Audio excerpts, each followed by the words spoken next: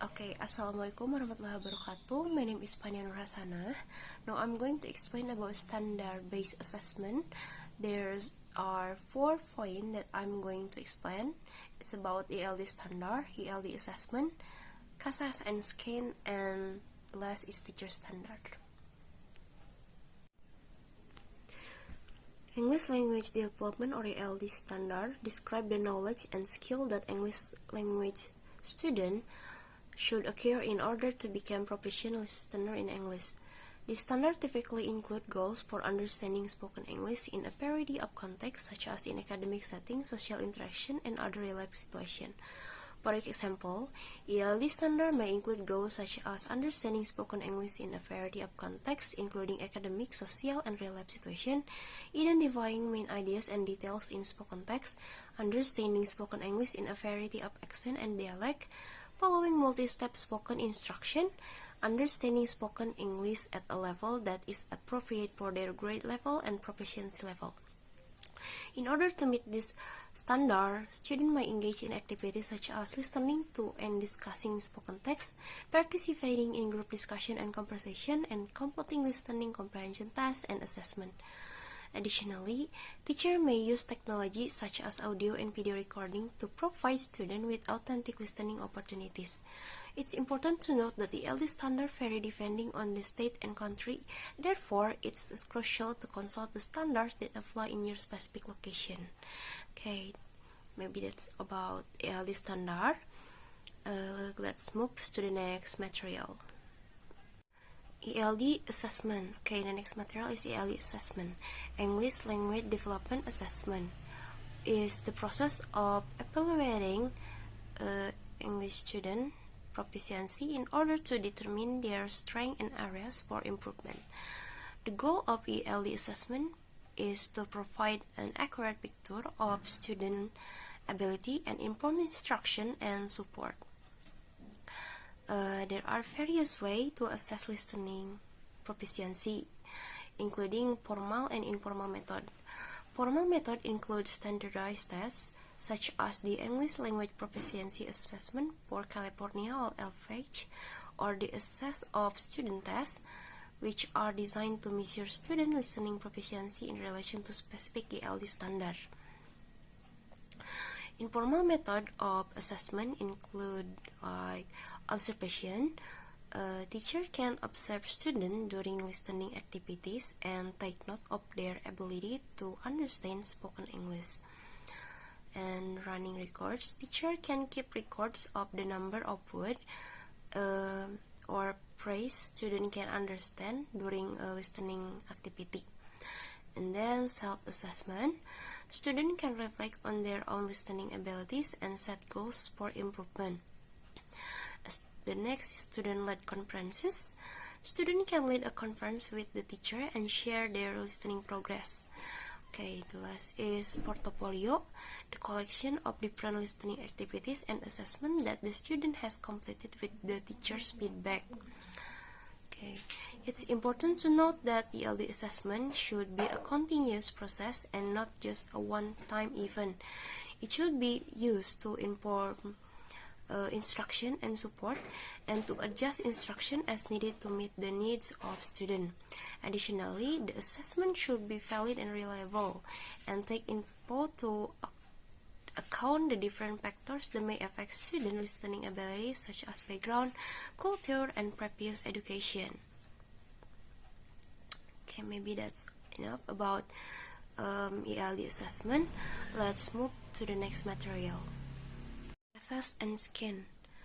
The Comprehensive Assessment of Spoken Language, CASA, and the Spoken Language Assessment for North America, or SCAN, are two examples of standardized tests that are used to assess English language student listening and speaking proficiency. The CASA is a test that measures student listening and speaking abilities in English.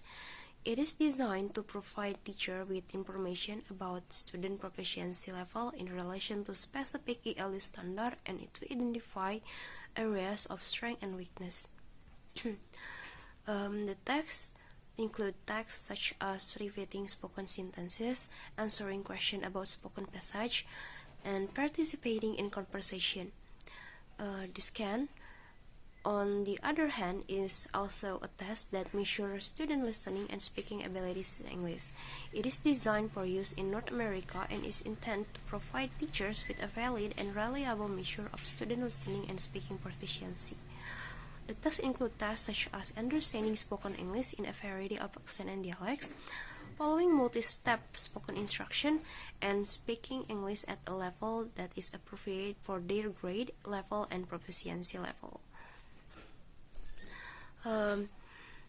It's important to note that both tests are standardized, which means that the test administration and scoring is consistent across the taker and test sites.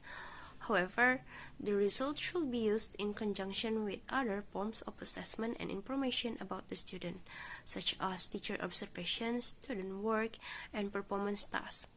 Additionally, the results should be used to inform instruction and support, and to adjust information as needed to meet the need of student. Okay, maybe that's all about CASA and SCAN. Okay, the last material is teacher standards. Teacher standard.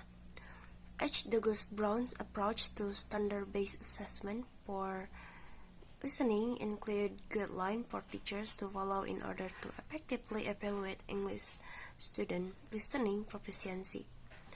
According to Brown, teachers should use authentic tests and materials such as audio and video recording in order to provide students with opportunities to listen to spoken English in real-life context. He also emphasized the importance of using performance-based assessment methods such as oral tests, projects, and portfolios in order to measure what students can actually do with the language. This type of assessment is focused on the student's ability to use the language in real-life situations, rather than just testing their knowledge of grammar and vocabulary. In addition, Brown suggests that teachers should use a variety of assessment methods, including formal and informal methods, in order to get a comprehensive picture of student listening abilities. This might include observation, running record, self-assessment, student-led conferences, and portfolios. And then finally, Brown stressed the importance of aligning the listening assessment with specific ELD standard in order to ensure that the assessment is valid and reliable and provide a clear understanding of student listening need and progress. It is important to note that Brown's approach to standard-based assessment is a guideline, and every teacher should adapt it to the needs and context of their students, school, and district.